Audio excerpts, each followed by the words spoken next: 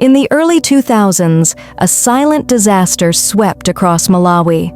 The rains never came, the soil cracked, the crops shriveled and died, and slowly, so did hope.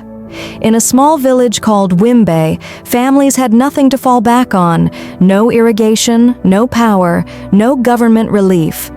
Children dropped out of school, people began skipping meals, then entire days without food.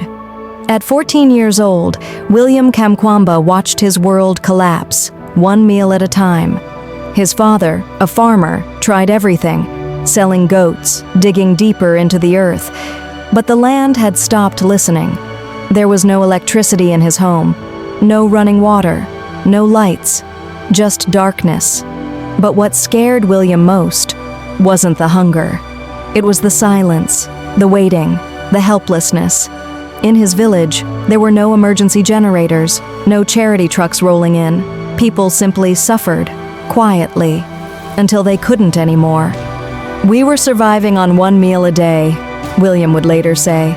"Some days, we just drank water and hoped we wouldn't feel the hunger."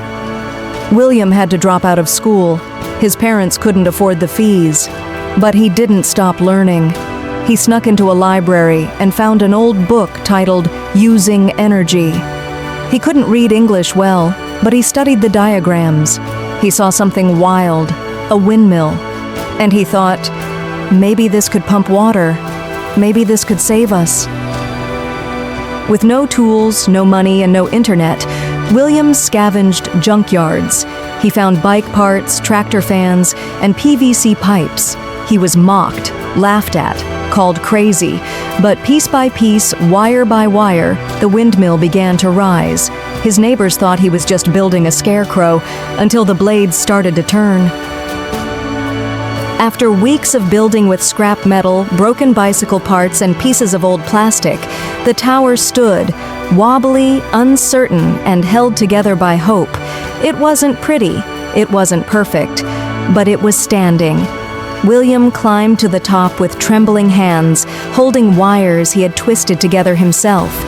He didn't know if it would work. The village had already laughed, his own friends had walked away. But he kept building. Then, the wind blew. Slowly, the blades began to turn, squeaking, creaking, cutting through the sky. And then, the light bulb flickered on. One tiny bulb, glowing in a dusty shack, powered by wind and willpower. William had created electricity, without training, without blueprints, without permission. "I was so happy I wanted to hug every piece of scrap metal," he said later. His neighbors, who once called him mad, now gathered around in stunned silence. And he didn't stop there. He connected wires to an old car battery, then to a water pump. The windmill began to pull clean water from the ground, the first drops in months. Crops were planted, plants began to grow again, and slowly, hunger gave way to harvest. The miracle wasn't just the windmill, it was the boy who believed that knowledge could save lives, and proved it with his own hands.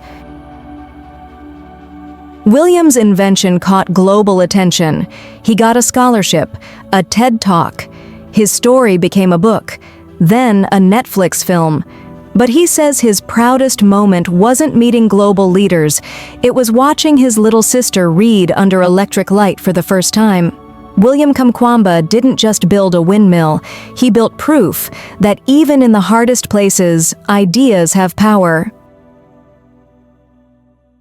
If you enjoyed this video and want to see more content like this, please hit that subscribe button and ring the notification bell so you never miss an upload.